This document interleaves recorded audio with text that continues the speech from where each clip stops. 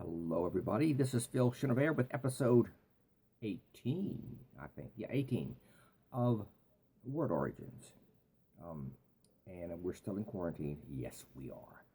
Well, today we're going to continue theater, more theater stuff, because theater is just so full of stuff. I mentioned earlier that theater goes back, I guess, as long as there are human beings. People have listened to storytellers and people acting out the drama, the pathos, whatever, acting it out for us. Um, so there's a lot of baggage going on there, which isn't a word itself. I'll have to cover that. Why do we say baggage? Today I'm going to talk about wing it, because I was thinking about, well, I'm going to write out a script. Nah, I'm not going to write out a script. I'm just going to wing it. Um, I do this a lot. This is the way I work a lot. I wing it. I start to write something out and I say, the heck with it.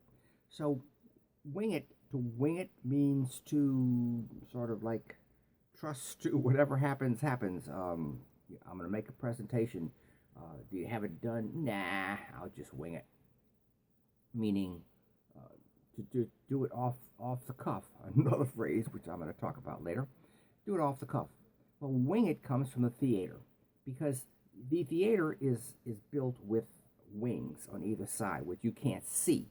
These wings are where actors or actresses, actually, I think they both like to be called just actors, male and female, and whatever other gender there is. The actor is waiting in the wings. Another phrase. Waiting in the wings means you're waiting off stage, but you're right there ready to make your entrance. The wings, most of the audience can't see the wings, because what they have is legs. They'll drop these curtains on either side, 1, 2, 3 legs.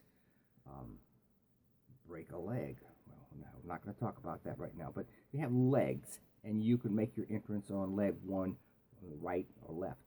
So, but sometimes an actor gets sick, or there's no stand-in, there's all kind of problems, and all of a sudden there's a part that needs to be played, and oh darn, we don't have, what are we going to do?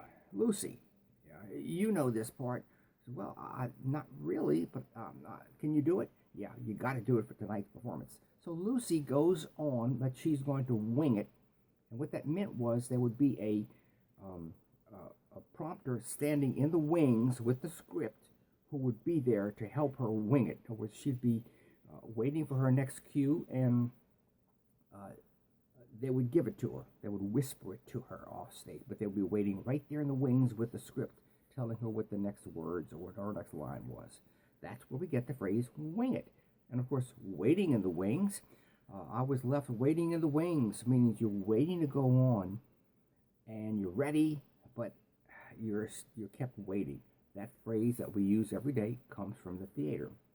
I want to talk about upstage. Last word. I know there's so many theater words. When you upstage somebody, you take the focus from them, move it to you. Do you? Yes. You upstage them. So-and-so is telling a joke, and you say, let me tell you about the time that I was on a space shuttle. So everybody turns and looks at you. Wow. You upstage them. This comes from the theater, because theaters at one time were built where the audience was level and the stage had to be tilted at an angle, so that the audience could see the people in the back. In other words, the whole place there. And when they looked at it, it looked okay, but the stage was actually on an angle. So upstage means back of the stage, meaning the stage, that one that's lifted. So when an actor takes the focus away from somebody, they move to where they can be seen much clearer. And it also forces the actor that's dealing with them to turn their back to the audience to get to interact with them, and that means they can't see their face. You are taking the focus away from them. So upstage somebody. I don't want to upstage anybody. Well, that's it. We got wing it, which I do a lot, waiting in the wings, and finally upstage. There's more, which I'm not going to cover right now. I may do them later on. This is Phil Chenevert with Word Origins episode 18, wishing you health and happiness.